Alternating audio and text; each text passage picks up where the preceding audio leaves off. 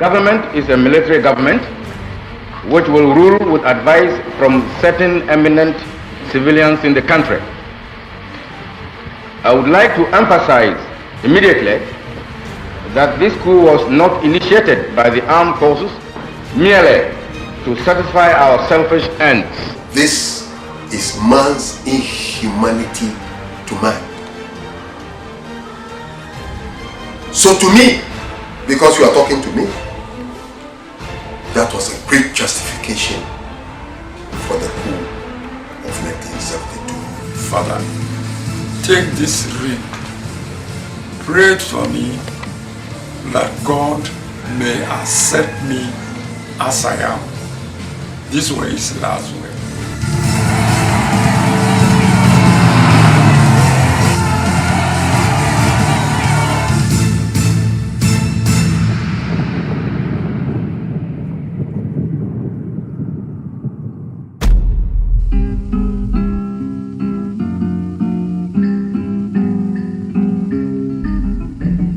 The story begins at Wamwasi, about 21 minutes drive from Kumasi in the Ashanti region of Ghana.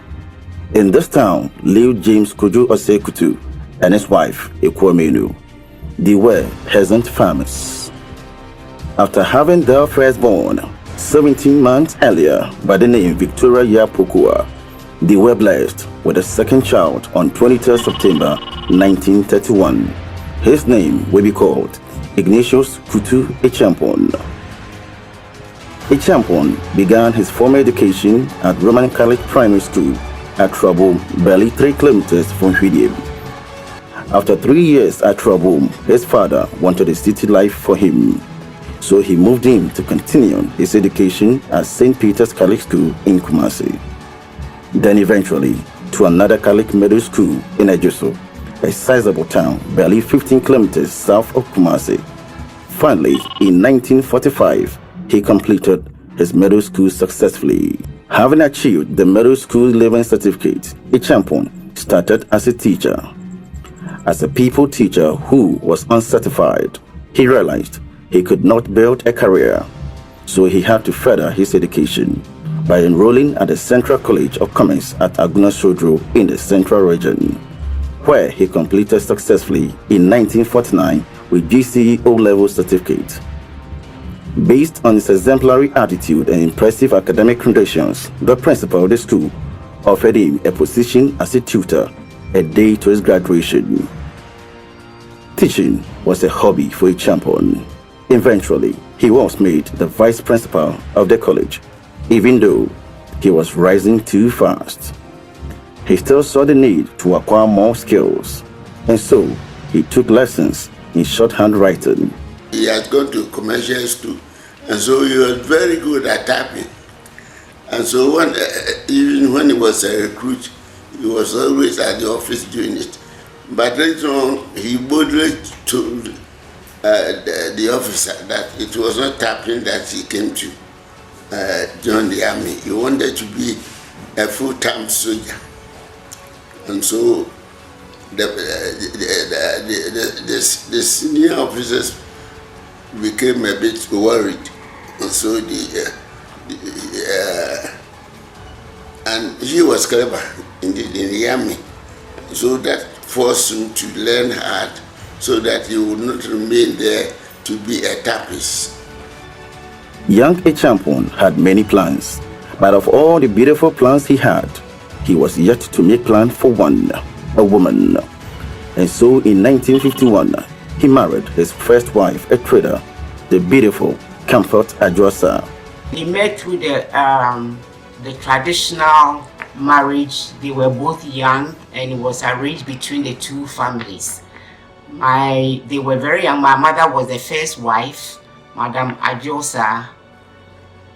They had 3 children out of that marriage: Rose, Janet, and me, Elizabeth.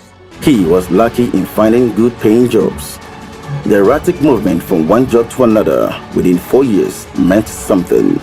Once he got himself into the Ghana Army in 1953, he fell settled and never changed course again. The anchor of his life was yet to come. One day, in a conversation with his bosom friend from his hometown, Lawrence Kakari, whose only ambition was to be a soldier right from his infancy, shared with Acheampong the excitement and benefits of being in the army. Finally, in October 1953, after going through the cycles of life, Acheampong had now settled on a career choice. He enlisted in the Gold Coast Army, which will later be known as the Ghana Army. One would say this was where his journey to hell and paradise began. Acheampong began his military journey at the recruitment barracks in Kumasi in 1953. Ignatius Kutu Acheampong successfully completed the basic military training at the barracks in Kumasi. He was posted to the barracks in Tamale and later to Accra, where, with his educational background, he was placed to teach at the Burma Camp Primary School. A man who valued education continuously pursued his dream. So at night and weekend, he was always studying for the senior high school certification, the General Certificate of Education Advanced Level. He passed at the end. Meanwhile, he rose through the ranks from Lance Corporal in 1955 to Corporal in August following year. He was promoted to Second Lieutenant in May 1957. In 1958, 5 years after his enlistment and a year after the nation's independence, he undertook officer training course at Special Training School, Rose, at Teshi in Accra. This was to prepare him for advanced military studies. The roast was established in 1953, the very year Acheampong enlisted in the army. After enrolling in March 1958, Acheampong completed the 6-month training later in September and was commissioned as lieutenant in November the same year with identification number GH-77. The number confirmed him as the 77th officer to be enrolled in the Ghana Army. There were 17 cadets in this group, which was designated as Course 10. Ghanaian cadets in this course included J.A. Kabori, C.R. Techi Mason, Emmanuel A. Eskin, Parker S.K. Yami, El Kweku, and George Darkon. The other cadets were from other West African countries, and among the 7 or so Nigerians was Olusegun Obasanjo. There were about 8 of them who were selected after their roast training to go to England to have their officers training the second phase. See, at that time, after training 3 months or 6 months of the roast, then you go for further training to become full lieutenant. So this was his May 1959. Interestingly, the commemorative board on the walls of the office of the commandant of the Ghana Military Academy lists 16 cadets of Course 10 with the name of Ignatius Kutu Acheampong Mason. Meanwhile, through the findings of Professor Bafo Ajimendua, author of the book Life and Times of Ghana's Head of State, he revealed that in an interview with the late General Emmanuel Eskin, he confirmed he was in the same course with Acheampong. Acheampong and another person called Hadash, I think they had a problem. The problem, I'm not sure precisely what it was, but they were, I think, pinned down to be dismissed a few months to completing the program at Rust. And from what I discovered, there was an intervention by the then Prime Minister, Kwame Nkrumah, who was looking forward for Ghana's Republic in 1960 for him to become president. He was very anxious to have Ghanaians as senior officers of the military. So to dismiss 2 of them who are about to finish their training was unacceptable to Nkrumah. So I think the intervention of Nkrumah at the time is again what saved Acheampong from being dismissed from the road. Because if he had been dismissed, then we would have lost the whole career path in the armed forces. Soon after graduating from Rhodes, Acheampong and his compatriots left for the UK for additional training at the Mons Officer Cadet Training School at Aldershot. At Aldershot, Acheampong met with Obasanjo again and cemented a friendship with his future Nigerian leader. To run off his training at Aldershot, Acheampong was put on a field observation contingent attached to a British battalion in the Wien-Wuppertal, West Germany. The whole group that went to Aldershot returned to Ghana together. As expected of all newly commissioned officers, he was to experience men's life by living in Accra for some time, before being posted to the 1st Infantry Brigade in Takoradi to become one of the pioneering senior officers of Ghana Armed Forces. Acheampong's assignment with the battalion in Takoradi was short-lived.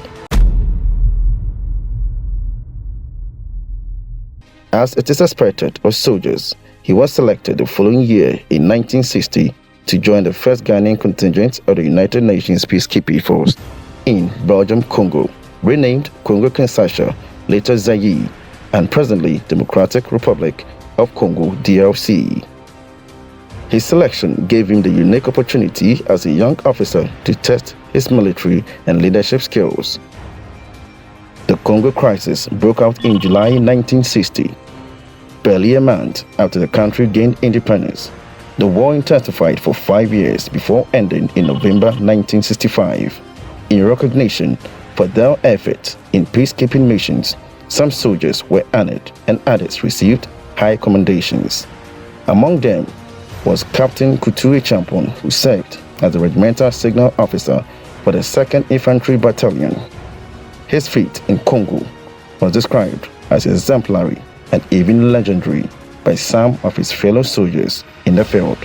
One of them, Charles Techi Mason, recalled a mystifying incident which reinforced Acheampong's well-known preponderance for peaceful resolution of conflict and aversion to violence and blood. You know, he was commanding a platoon. A platoon is just about 8 soldiers going on a patrol.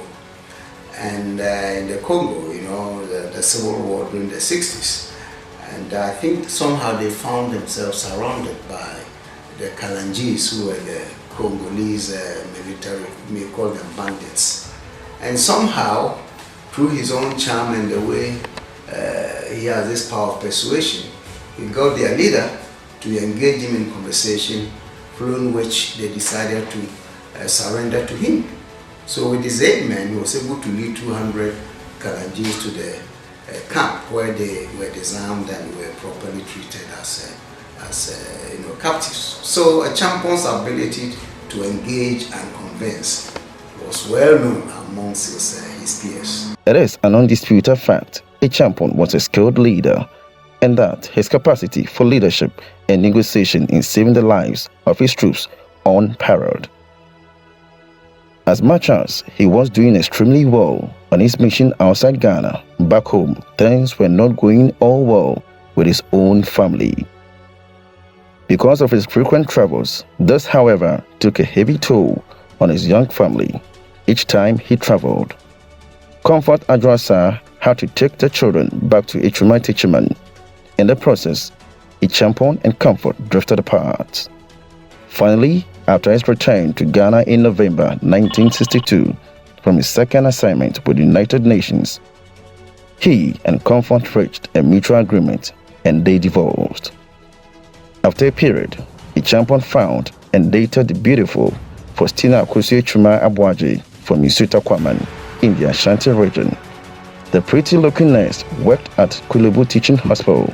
She was a beauty queen who won the 1958 Ghana Nursing Beauty Contest.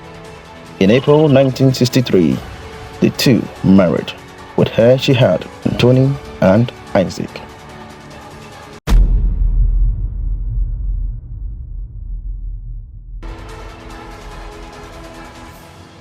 For the next several years, Acheampong will be assigned important command duties. As part of his future duties, he will undertake a number of advanced military officers' courses. One of such courses took him to the U.S. Army Command and General Staff College in Fort Leavenworth in Kansas, USA. 24th February 1966, Nkrumah's government was overthrown by the National Liberation Council (NLC). Although Acheampong was not part of the coup plotters, but he was appointed by the new regime to head the Western Regional Committee of Administration. For Acheampong, heading the Western Regional Administration was an opportunity to cut his teeth as a political administrator, and he developed a taste for national politics. It is no doubt Acheampong was a special talent. He was called to a foreboding duty in faraway Trinidad and Tobago in the Caribbean. He was appointed to a panel of military judges constituted by the Commonwealth to try mutinies on the island. Among the 20 military officers drawn from a number of Commonwealth countries to constitute the tribunal were Colonel Yakubu Danjuma of Nigeria and Lieutenant Ignatius Kutu Acheampong from Ghana. The 5-month-long trial ended in March 1971 without bloodshed, even though most rebels were guilty. The trial in Trinidad and Tobago, you know, for the death sentence, you have to have unanimity among the panel. And Acheampong was a lone voter against imposing the death penalty. As a result, no one was executed. There were 8 soldiers who were on trial. And in fact, one of them rose to become one of the prominent politicians later in the country. Interestingly, the presence of the West Africans on the tribunal was odd. Yakubu Danjuma, who chaired the tribunal, had earlier been implicated in a coup. Acheampong would succeed in a bloodless coup a year later. After his 5-month military tribunal, Lieutenant Ignatius Kutu Acheampong returned to Ghana in March 1971, 23 months after the military withdrew from the national political space. Hopes were high for the nation to sustain the new democratic era under Kofi Abrefa-Buzia's Progress Party government. Although military intelligence stayed alert and monitored a few distrustful characters, the soldiers were in the main under no serious cloud of doubt about derailing the second of the state machinery. The Prime Minister's confidence in the civil service was low. He did not believe people in high strategic public positions will be loyal to carry out his policies. Hundreds were laid off in what became known as Apollo 587. Apollo 587 was a decision or policy of the Buzia government to dismiss a certain number of civil servants when he became Prime Minister. And I think it affected, proportionally speaking, it affected more of every brethren than others, only because they were more dominant in the public service. And of course, it became one of the sore points in Ghanaian politics because the others didn't take it kindly, and I think it was part of the reason there were so many coup plots against Buzia by soldiers from that region. Although the retrenchment exercise did not target any particular ethnic group, but overall, the Ewe group were affected most. This made people to attribute it to the 1969 elections where Buzia's party did not win a single seat in Volta region. Another policy that infuriated some Ghanaians and some African countries was the policy of dialogue with apartheid South Africa. Aside the many political concerns, the government had a heavy debt of about $300 million at the time. The economy was sinking too fast. In the midst of economic meltdown, Prime Minister Kofi Abrefa-Buzia's health was failing as well. Shortly after his radio and television address on the economy on 31st December 1971, Kofi Abrefa-Buzia embarked on what would be his final trip as a Prime Minister to England for medical attention. Although there are many schools of thought regarding what really happened before the 1972 coup, some believe the coup was inevitable. One of such is a former intelligence operative officer who spoke off camera. According to him, there was a call for a bloody coup by a particular group within the army. Upon hearing this intelligence, Acheampong decided to step in to avoid what would have been a bloodbath. There were many opportunities for him as head of state to have executed some soldiers who attempted to assassinate him, but none was executed. Finally, on 13 January 1972, barely a month after the unprecedented devaluation of the city in a tactical move, Acheampong took over the reins of power through bloodless coup. A day before the coup, he was then the commander of the Southern Brigade, and he was able to change the guards at the broadcasting at the Prime Minister's office and the President's office and all, which was detected by the intelligence at the time. And they felt that something was wrong. They called him and he said, look, no, nothing is wrong. I'm just trying to beef up security. Because at that time, the Prime Minister had left for London for medical treatment. He said, there's nothing. I'm just trying to make sure there's tighter security, not knowing that the next day he was really going to overthrow them. Now, what a lot of people didn't know was that the original date for the coup was the 15th of January. But it leaked. The intelligence system got to know about it. Now, if you got to know about the people planning the coup, won't you find out who were planning the coup? And in the investigations, they realized that the man who would be in the position to foil the coup was the man who was planning the coup. Therefore, there was nothing, and they didn't know how widespread it was. And so, they had to, like the gun says, when you see, if you are in the sea, you are swimming, and the wave, a big wave is coming, what you do is, you go under. So that you are not swept away.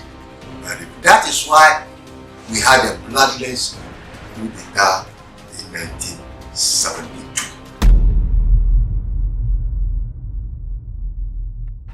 In the early hours of 13 January 1972, the nation woke up to a new dawn, a new voice, and a new leader, as Lieutenant Ignatius Kutu Acheampong announced on Radio Ghana that he was the new head of state of the Republic. Good morning, fellow Ghanaians. This is Lieutenant I.K. Acheampong. I bring you good tidings. Buzia's hypocrisy has been detected. We in the armed forces have today taken over government from Buzia and his ruling Progress Party. With immediate effect, the constitution is redrawn. Parliament is dissolved. The Progress Party and all political parties are banned. Dr. Kofi Abrifa Buzia is removed from office. The leader of the opposition is dismissed. All members of government and parliament should report at the nearest police station for their own safety. Senior military officers responsible for internal security operations in the regions will take over government property at the residences. Please stay by your radios for further announcement. God be with you. Incidentally, Acheampong had announced his rank as Lieutenant Colonel, not knowing that just a day before his coup, the Chief of Defense Staff had authorized his promotion to Colonel. It was at the studio that a colleague prompted him of his new rank. Air Vice Marshal General Ashley Larson is the only surviving member of Acheampong's NRC cabinet of 1972, who later became his Chief of Defense Staff CDS. As seen on the screen, he was sitting at the right-hand side of General Acheampong when he gave reasons for his bloodless coup. The government is a military government which will rule with advice from certain eminent civilians in the country. I would like to emphasize immediately that this coup was not initiated by the armed forces merely to satisfy our selfish ends. As I said in my earlier broadcasts, the takeover was occasioned principally by the hypocrisy of the Buzia regime, coupled with the inefficient management by that regime of our economy. The malpractices which existed before the 1966 coup are still with us, and there was no prospect of seeing an end of them. Matters got steadily worse, especially in the economic field, and it became obvious that the Buzia government had no clue as to how to arrest the position. In simple terms, we are almost like a nation at war without an external enemy. The National Redemption Council has therefore decided to place the economy of Ghana on a war footing. We are soldiers. We know one way of dealing with crisis situations, and that is action. I was out of Ghana attending the National Defense Force in India. And so I cannot say for sure that all what he said concerning what Buza was doing actually did take place. But I know, before I left for India, that Buza's policy were beginning to affect some of our benefits in the military, which most officers didn't like. And Acheampong repeated this as one of the reasons why they also made his coup. He named the National Redemption Council, NRC, as a new government under his leadership. On the first day, he mentioned 5 names as members of his council. On the second day, he expanded it to 10, and on the 5th day, he added 2 more. Well, the NRC government, when it was formed, had Acheampong as the head of government, and then he had his 3 accomplices, namely Lieutenant Colonel Agbo, Major Agbo, Major Ba of the 5th Battalion, Tony Selome of the Reconnaissance Squadron Regiment, and those were the 3 officers who were part of the coup. And I came in as the Chief of Defense Staff. As Acheampong sought to avoid counter-coups, some loyalists of the dethroned Progress Party government also planned to organize a resistance. They included Ministers Reginald R. Aponsa, KG Ose Bonsu, Chief S.D. Dombo, and the General Secretary of the Progress Party, B.D. Jarocha. The idea was to mobilize party faithfuls for demonstrations in Accra and Kumasi. But unfortunately, it failed because the main avenues for public communication at the time were already under the control of the military. To stage a coup or to be part of the coup, by the time once you've heard it with your ears, you're already guilty. The day before the coup, I went stood before the adjutant and told him we were staging a coup the following day, and that I want the keys to the armory, and that I had briefed all the various groups in the unit what they were to do on that day. You know, and Agbo, Major Agbo, he was supposed to take over the airport. I was communicating with him, sending reinforcements to him, and various things. And the gentleman was to cut the telephone lines. I took him to T-Junction, Labadi T-Junction. I took the first gentleman there, and when I spoke to him, he was becoming redder and redder every time, and I was afraid he was going to collapse on my in the car. And I brought him back. He said, "Joel, this one I can't do it, please." I said, my friend, it's not easy to say that you want to take part in the coup. I won't advise you to get involved, because the day you say you want to get involved in the coup, that day you sign your death warrant. The Acheampong Bloody coup comes with a lot of unanswered questions. For instance, how was it possible that he was able to plan and execute a bloody coup at the blind side of the intelligence community?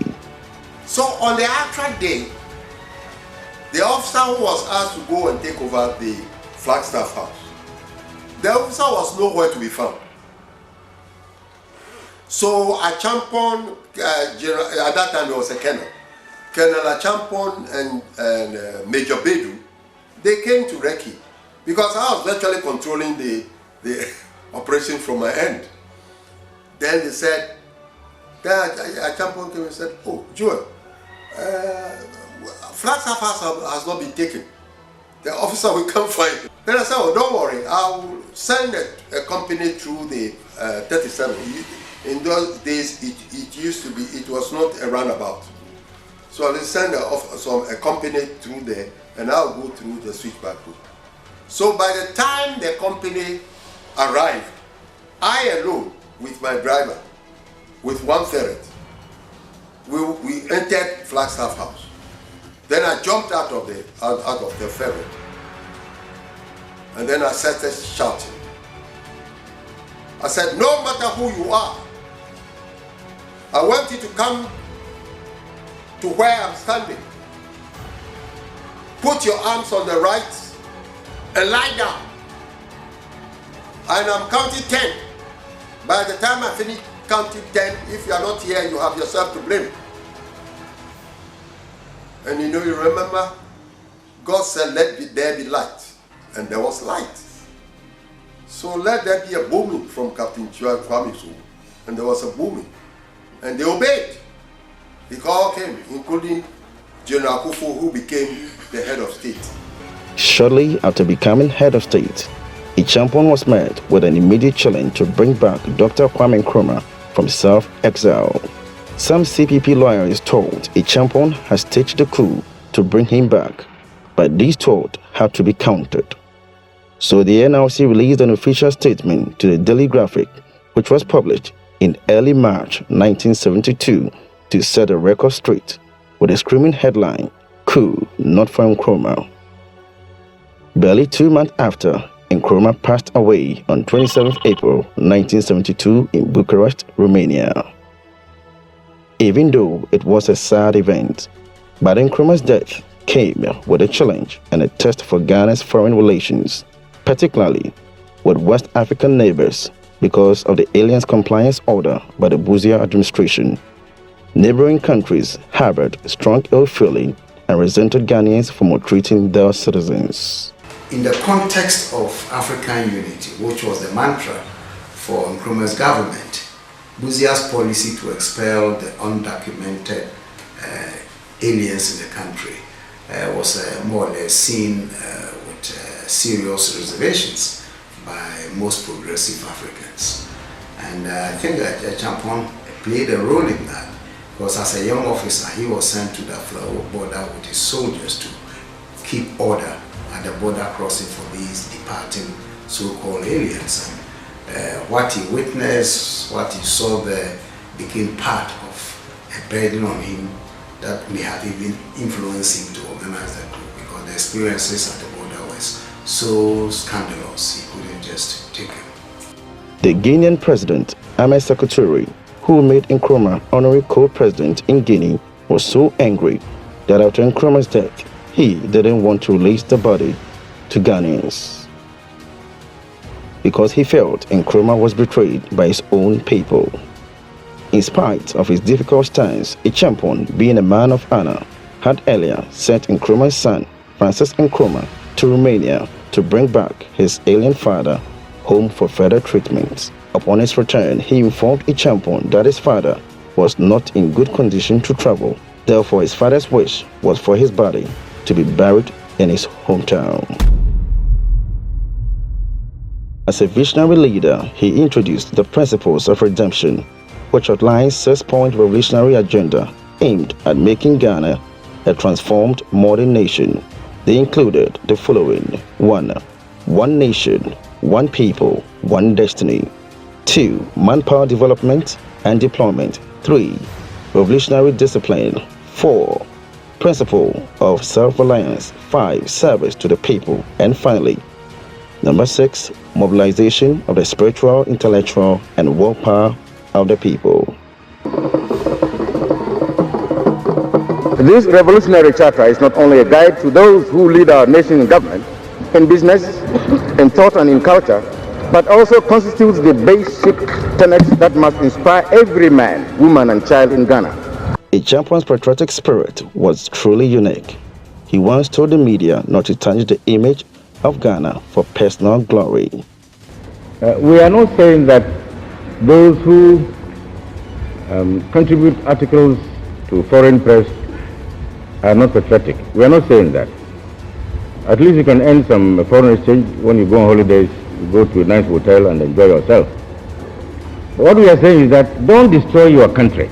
You are free to write whatever you want to. You can criticize the government, then we will set up. But don't destroy. See, when you know what you are writing is wrong, it isn't true and it's meant to subvert, to create disaffection, to create confusion in the country, then you are doing more harm than good. Because if the country collapses, you are within it. It doesn't collapse for me or for the colleagues. All of us are inside. He simply wanted Ghanaians to believe in the country. Therefore, he needed to condition the minds of the people towards patriotism. Part of the Charter of Redemption was to revise the national anthem to be more patriotic. If you know, you will realize that the immediate post-independence national anthem was written by Philip Beho, but it started with the line, "Lift high the flag of Ghana." Acheampong's version that still stands today is the one that starts with, "God bless our homeland, Ghana." Another major concern of the NRC government was how they were going to manage Ghana's debt, which was $300 million then, a huge amount at the time. The NRC decided to find ways to stall, if not completely avoid such payment. Therefore, it segmented the approaches to debt obligations into two. First was to rearrange the payment of those found to be legitimate, and secondly, to identify debt that was illegitimate. Further, as part of his plans to strengthen the Ghanaian cedi, Acheampong nullified the Busia devaluation in a public broadcast. He ordered the Bank of Ghana to deal at a rate of 1 new cedi equals 78 US cents. In other words, the regime had revalued by 42%.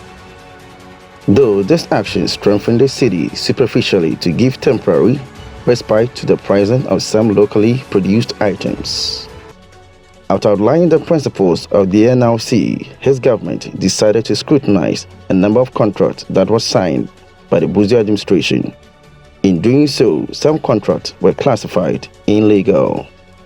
However, Acheampong, in a public broadcast on February 5, announced the immediate repudiation of some $94.4 million of Ghana's debt, which amounted to a third of the total debts. The action was indeed radical. The first time the nation stood against foreign creditors in such a public way. For radicals or nationalists, this was a refreshing policy in economic relations. The debt repudiation announcement was carried with a screaming headline by Daily Graphic in a pointed and blunt Akan language expression, Yentuya, meaning we won't pay. If you look at how he was able to stand up against the IMF and the other international monetary institutions, the fact that he was the only government, or his was the only government that never borrowed a penny from anywhere, from Nkrumah till today, he is the only leader who never borrowed. The fact that he put the weight of the state behind indigenous entrepreneurs, hoping that they will become the centers of development in their various industries for the nation. If you look at all these kind of initiatives, not to mention Operation Feed Yourself and the other things that he did, then you cannot help but admire this person in terms of his vision for the country. As part of his policies on building Ghanaian businesses, Acheampong's NRC government fully supported Ghanaians who showed promise in entrepreneurship, particularly those with established businesses. The thought of Acheampong's aim of developing Ghanaian entrepreneurs was not just a dream, but it was a reality. He introduced policies including tax holidays, sovereign guarantees, and other incentives that led to the emergence of a number of budding local entrepreneurs. Among some of the local entrepreneurs to benefit from Acheampong's vision was Edward Osei, whose Boache mattress became a foremost manufacturer of deluxe mattresses in West Africa. Boache put up the first private modern hospital in Cantonment, which would later be seized years later and turned into a police hospital by the Jerry Rawlings PNDC military regime. Another major businessman to emerge was Benjamin Aponsan Mensah, popularly known as B.A. Mensah, who established the International Tobacco Ghana Limited that produced the Rothmans king-size cigarettes. Also impressive as an entrepreneur was Joshua Kwabena Sian, who in 1973 opened the largest plant in West Africa. Sian's brewery produced the Tata beer for the local market and exported Maltex, a soft drink, to nearly all other West African countries. In 1974, Acheampong went to Koforidua to inaugurate the first intravenous infusion company in the country. It was established by Samuel Christian Apente in partnership with a Swiss investor. In the late 1960s, Apente Salt Industries Pambro Salt Industries Limited and Vacuum Salt Product Company were producing not only to the local market, but was also exporting to the rest of West Africa. Car assembling also gained prominence in the economy as two entrepreneurs got the full backing of Acheampong's regime. Acheampong always had a soft spot for women. He believed in his heart that they possessed superior entrepreneurial spirit and therefore saw the need to empower them. And so in 1973, one of his aides, Samuel K. Danson, led a team to conduct a research which concluded that women were better at loan repayment and also had better multiplying effect with loans. This convinced Acheampong to grant women access to loans for businesses. Wives of military officers were not exempted from this wave of women empowerment. Women rose to prominent entrepreneurs during his regime. As a result, people started to spread gossips about womanizing at the corridors of power. Women who were driving BMW Golf produced by Cowos were ridiculed that they exchanged their buttocks for cars, which became so popular in the Ghanaian Akan language for Otobeju Golf. One popular policy of the Acheampong's government was Operation Feed Yourself. This initiative allowed Ghanaians to feed themselves without importing food. Nobody has ever done anything like that before. Up to today, nobody has succeeded in doing what he did. Because Ghana exported food for the first time in thousands of tons. And we have never exported food since then. He had the belief that we could use our agriculture well because he had come from Fort Leavenworth Staff College in the US. And incidentally, this is a military academy of the highest and one of the highest institutions in the world. Some of the people who have been there include Lieutenant General Seth Obing, the former CDS. You have Major General, he's dead now, Okai, and of course General Acheampong. And there, I can tell you that the course content is about someone doing his masters, and he passed. That is how come he has PSC after his name, Past Staff College. Not many military officers have that. But that is just to give you the flavor of how he got the idea of Operation Feed Yourself. He says in Kansas, he realized that most of the year, most part of the year, it's winter type of weather. Yet they were able to grow wheat. It was one of the important wheat growing states in the US. So he asked himself, we have the sun all year. We have rains that we could do something with, except that we have dry season. If we are able to develop some irrigation to support agriculture, we can do a lot. That is how he told me he got the idea of Operation Feed Yourself. Another was Operation Feed Your Industry. Through these operations, Ghana succeeded in clearing $170 million out of $180 million debt that NLC inherited from the Buzia administration. On public housing, landlords at the time took advantage of the housing shortage to demand exorbitant rental prices. The NLC decided to find a solution that was considered strategic.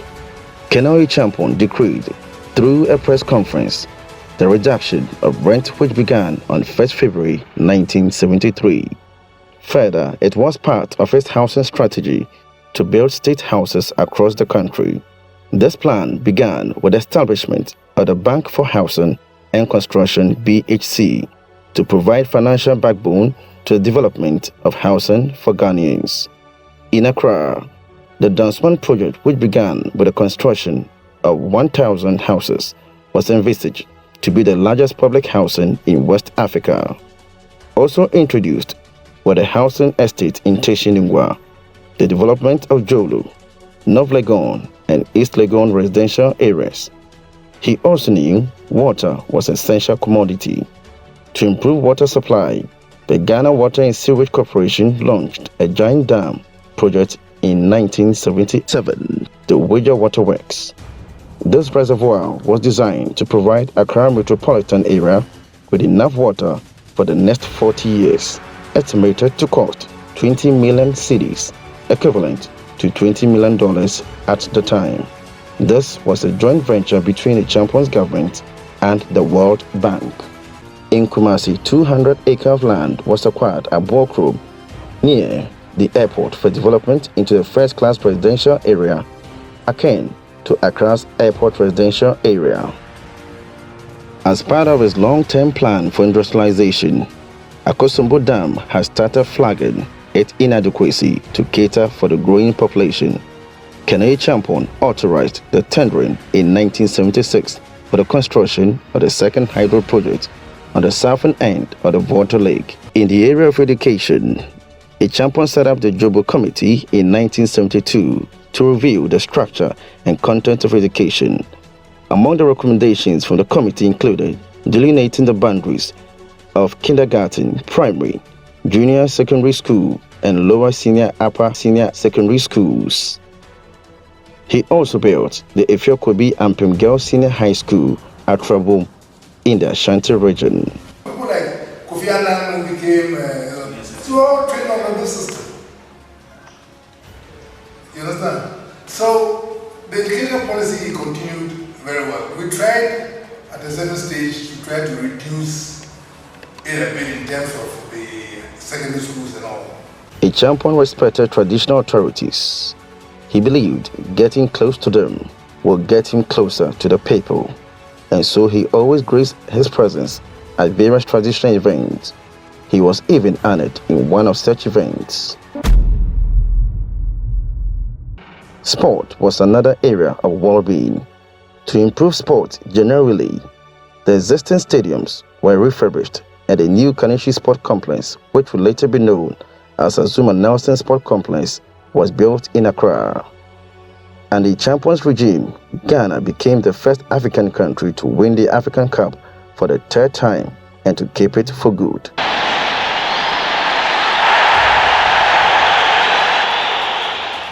Again in 1975, David Quater Poison, known to many as DK Poison, won Ghana's first World Boxing Championship by beating Ruben Olivares to become World Boxing Council's featherweight in California, USA.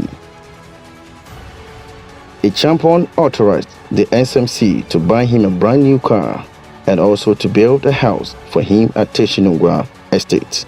He presented the National Honor of Grand Medal and an amount of 100,000 cedis, equivalent of $87,000 at the time. On foreign policy, Acheampong always maintained neutral position. This enabled him to reach both the Eastern and Western Bloc countries, even though Buzia's policy of neglect had almost frozen Ghana's relations with the Eastern Bloc. But Acheampong managed to make amends with them. In no time, some leaders began to show solidarity by visiting Accra. As a Pan-Africanist, he continuously promoted his self-reliance program to the rest of the African countries, so they can also be dependent solely on themselves instead of foreign donors.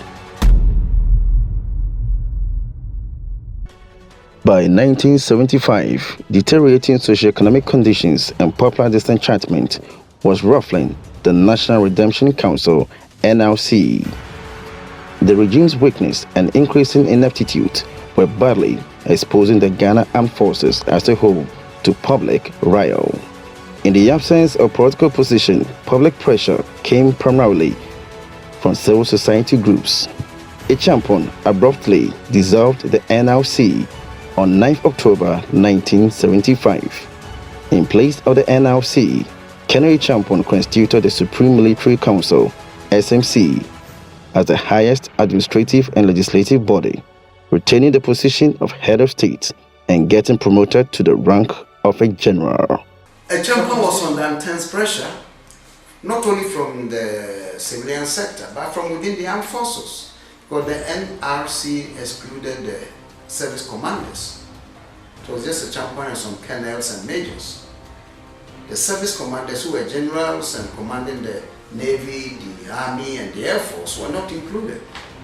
So they were threatening some kind of severe or dire consequences if changes were not made. So he changed it from NRC to SMC, bringing into the government all the service commanders. So that was a tactical move to kind of to stop a potential threat that was coming from the senior officers.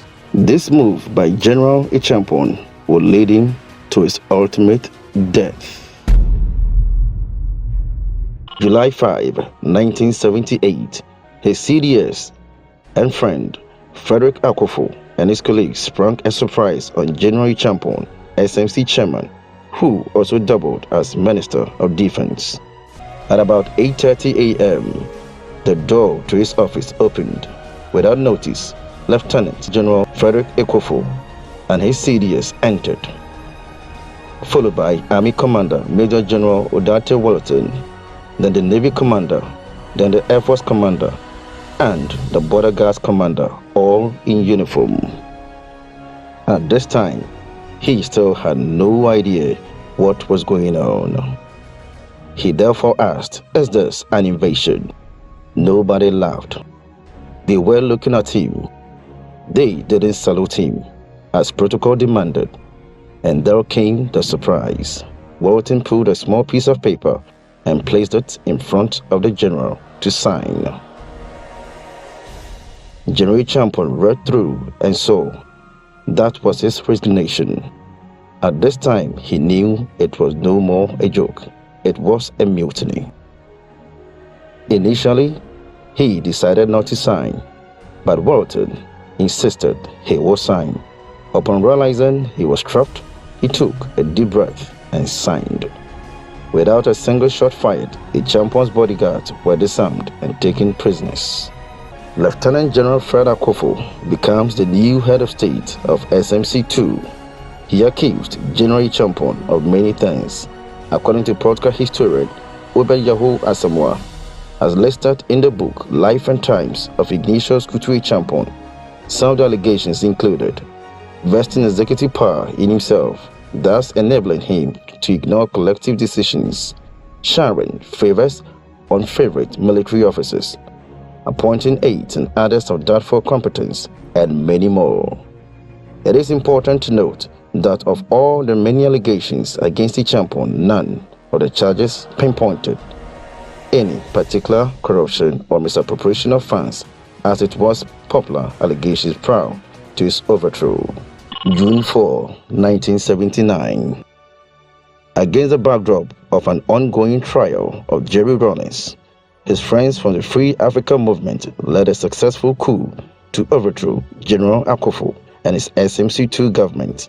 Rawlings was indeed rescued from custody to lead the Armed Forces Revolutionary Council, AFRC, which was formed to run the country. Akufo inherited a bad situation. You see, he could have waited for Acheampong to sort it out or to be overthrown if that was going to be the case. He inherited a very bad situation. The country was in a turmoil. And when he inherited, he was not quick to find a solution by, of course, he came up with the idea of organizing elections for things to happen. And the young soldiers led by Rawlings said, no, we have to clear you guys before we even do the elections. So he came at the wrong time to a wrong place. So in the end, himself and the former friend he betrayed and all the colleagues in that regime, unfortunately, had to pay with their lives. This was the military. We are not talking about chicken boys here. At midnight, I got a call. Do not ask who is speaking. Tomorrow, these were the words of the speaker. No, they were this way. Tomorrow, some people are going to face the firing squad. Get ready to prepare them. So I sat in the hall there until about 5:30 a.m. A whole lot of soldiers came, were surrounded the building, and then they were marching him. I was in the church, inside the church. They were marching him in there, so I got out and met the soldiers at the entrance, and then they should release him. He took his ring, and these were his last words: "Father, take this ring, pray for me that God may accept me as I am." These were his last words.